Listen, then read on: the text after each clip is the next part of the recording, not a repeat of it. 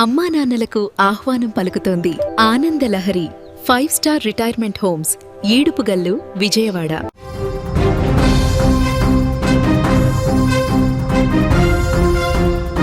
కెనడాలో ఒక్కసారిగా తూటాల గర్జన వినిపించింది. పవిత్రమైనటువంటి విద్యా దేవాలయం రక్తసిక్తమైంది. బ్రిటిష్ కొలంబియా రాష్ట్రంలోని ఒక సెకండరీ పాఠశాలలో దుండగుడు జరిపిన కాల్పులు ప్రపంచాన్ని ఉలిక్కిపడేలా చేశాయి.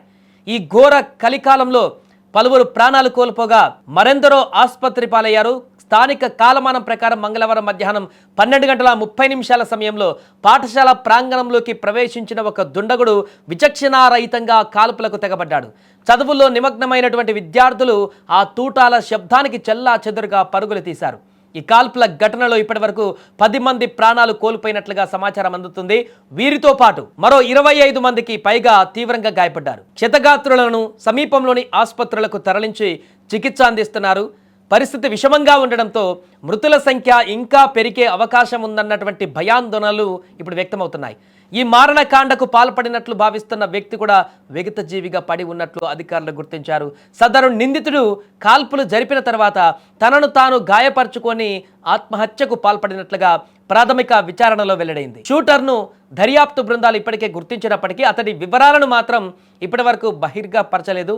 ఈ ఘటన కేవలం పాఠశాలకే పరిమితం కాలేదు.